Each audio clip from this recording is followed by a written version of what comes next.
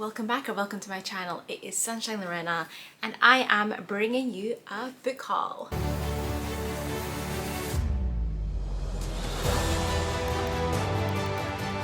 So guys, yes, look at these books. I'm gonna put them down because I've been taking thumbnail pictures and my arm hurts.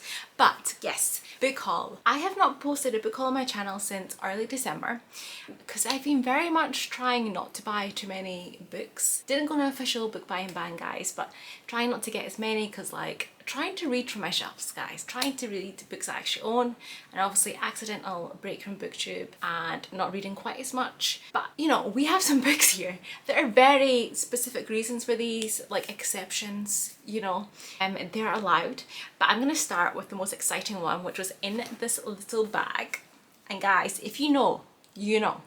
This is from the most beautiful bookshop in the world, and it's the one in Porto, and it was it's supposed to be inspired J.K. Rowling for Harry Potter, and it's like a really famous bookshop, and honestly it is really gorgeous. It is really gorgeous and stunning, but super busy.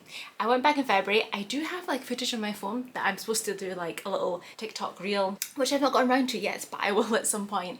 But yes, it was gorgeous. You book your tickets online and they cost £8 per ticket, but when you buy a book you get an €8 discount. So it was just their way of actually kind of getting people to buy stuff from the shop, or because they were just getting way too many people going in and they had to kind of think of a solution, basically. It's what we got told by our tour guide. But yes, it is a stunning bookshop, and I'm gonna let you know anyway what books I got in here. They are the books in Portugal in general, not these specific ones, but in general they are more expensive than the UK. Most places in Europe are more expensive than the UK. But yes, I went with my husband, and he is not really a reader, so he was like, just use my ticket and you can get a second book. He was like, they're expensive, and I was like, Italy's expensive too, you just don't read books, so you don't really know how expensive they are there. But yes, the UK, honestly, the more I travel, the more I realise how lucky we are in terms of books, of how cheap it is here, as you'll see from some of the books that I have on this list. But I got two books that is actually specifically made these editions for the bookshop. They have so these are from the classics. They did have newer releases and things as well, but they were just normal covers, and I was like, you know what, if I'm going to spend that money on a book, I'm going to get very specific editions from the bookshop. And I got The Little Prince and also The Most Beautiful Stories of Beatrix Potter. The Little Prince I read in Italian, and I've never read it in English, so I thought it'd be nice to have it. It's got gold edges, which is stunning. Cute little standard cover, but it's just they're small, which I love, but also it has illustrations, and obviously I opened a page that there isn't an illustration. Guys, yeah, for example, so this one has illustrations. It's really nice. I haven't even looked at the naked hardcover. It says, you know, look nice. Oh, guys, I cannot believe that I hadn't looked at this naked hardcover, because that is stunning, guys, stunning. Ugh. I'm so glad. I am so glad I'm opening this up. I don't know why I didn't look, but that's lovely. And the second one, let's see this naked hardcover, because I don't know. Again, there are illustrations, gold edges, really cute. This one's thicker than the other one. But let's see this naked hardcover, guys. Yeah, the same thing. I think it's just their kind of standard bookshop logo there and little gold lettering, and it's cloth. I didn't even mention that's cloth. It's stunning. Yes, but this was £17.90 and the other one was £15.90. So yeah, not cheap, but gorgeous, stunning covers. And I really just wanted to see that bookshop because it's super famous, gorgeous, had to do it. If you're gonna do it, apparently if you go towards the end of the day it's quieter. I was in February, super busy. Apparently it gets worse in summer as well, so off season at the end of the day we were in the morning. So try that if you go. So yes, there's that. Sorry, losing that. I feel like half this video is just going to be me speaking about that bookshop and those books, but anyway, I have, right, let's just go on. Right, the next one I have here actually I got for free, guys. So I joined recently where I live, there's a book swap group, so people post there when they get rid of a book, books and they want to swap them for specific titles or specific genre. But a lot of the time people are like, I don't need any swaps, like just, you know, take it. Most of the time I miss them, and they're always like the really good ones, guys. And it's just like, I wanted it, but I wasn't quick enough. But maybe it's a good thing, because like then otherwise my TBR, unread TBR, would be getting out of control again. Again, I say it as if I've actually improved it when I have not. But anyway, I got The Women in Cabin 10 by Ruth Ware. I have read a few books by her now, and my favourite one so far is Turn of the Key, which I have, I don't know, can you see it? Up there, no, you cannot see that on the screen, guys, but I have it there.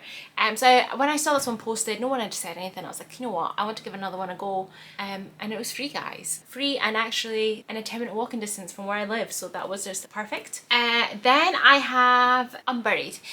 This one I haven't heard of. My friend got me for like my birthday a little, it was like a, what was the word? Like a date with a book gift. So it's really cute. Again, I have footage on my phone that I need to do like a TikTok reel with that. But this was a book that came out. It's a thriller, because they know that I love thrillers. So this one is Cal Lovett spends his days telling other people's stories on his true crime podcast, but the police are close to solving the mystery of his sister's disappearance. Now he might finally get to tell Margot's story. Cal dreads the news as much as he hopes for answers. He seeks respite in the Scottish Highlands, where a desperate relative begs for his help with an unsolved murder that shattered a family. But the truth and Cal's presence are not desired by all. Eyes follow Cal everywhere in this isolated community. Then someone makes it very clear they will take drastic action to stop him from snooping around. How far will Cal go to find justice, and how far is enough? Super intriguing. Love thriller with a podcast, crime podcast theme, because I really liked None of This Is True by Lisa Joe that I read last summer. So looking forward to another podcast element to a thriller, because honestly it's really good, guys. So we'll see when I get to that one. Then I've got two here that I got as part of Tandem Collective's global readathon. They partnered with the Singapore's National Arts Centre, and they had 3 titles, and yeah, it was a global readathon, and I was lucky enough to be taking part in 2 of those. First one is The Dearest Intimate, and this is like literary fiction, a bit of historical fiction. You have 2 timelines.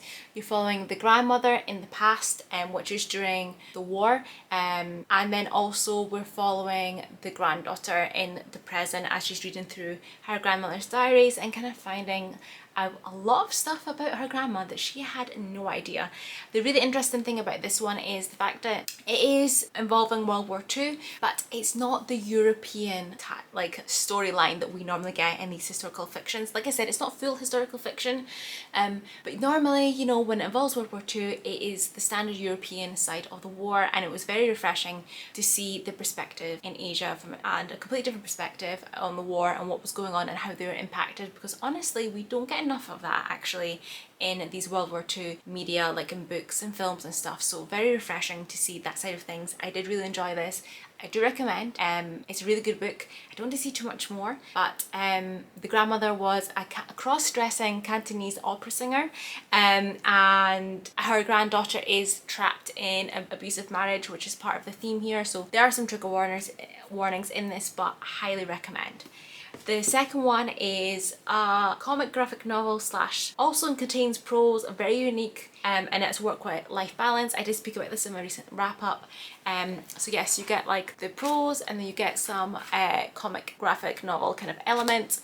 And it's essentially about like the corporate world, but it's done in a way that it involves these kind of mythical Asian creatures, where this corporation comes onto the land and they're like trying to take over, but it's involving mythical creatures, so it's a different element, but it's that like corporate world is really interesting. Like I said, unique style of the 2 different elements of the prose and the comics. I highly recommend this one. And then the very last one, I told you, it's just a little haul. It's just a little haul because normally people on BookTube have like 20+ books, and guys, there isn't space. There is not space in this place for like a 20+ book haul, so it's a little one. But the last one I have here is Good Girl, Bad Blood by Holly Jackson. This is the second one in the series. First one being A Good Girl's Guide to Murder. I really enjoyed it. That was like 5 stars for me. Read it last year. I got this because we were ordering stuff from Amazon. We don't have Prime anymore because we weren't really watching anything and we don't really order that much stuff from there, so it didn't make sense. But it was one of those cases where we were very close to the limit of free delivery, and I would rather spend money on a book than just like money for delivery. So I got the second book. So this, like I said, is a continuation of the first book. In the first one she was involved in this investigation for like a school project, and then she ended up looking into this like cold murder case. This one is involving somebody that's missing and nobody's talking, but this time everyone is listening. So Pip apparently has a true crime podcast in this one this time, which she didn't have in the first one, and it was about the first case. So she has a true crime podcast in this one, but apparently her investigating days are behind her, but clearly that isn't the case, and she's going to be investigating whatever's going on this time. But yes, it was really fun, really enjoyed it. The series is out now, I believe, which I've not watched yet. I've not watched it yet, and I will do for the first one. But yes, that's it guys. That is actually it. It's a very quick video, very little haul, but I didn't want to build up these books anymore, like any longer. You know, it's been a few months, and otherwise, you know, I'm gonna end up like having read and like told you about all of these by the time I do a haul. So that's that. Let me know. First of all, do you ever go to like any like gorgeous stunning bookshops in other countries and buy books abroad? Because I'd love to know that. Yeah, let me know which of these. Yeah, thank you so much for watching. Hit that like button, leave a comment down below, hit subscribe if you don't want to miss any more content from me, and I'll hopefully see you in the next one. Bye! And I have a little book haul. That's my voice.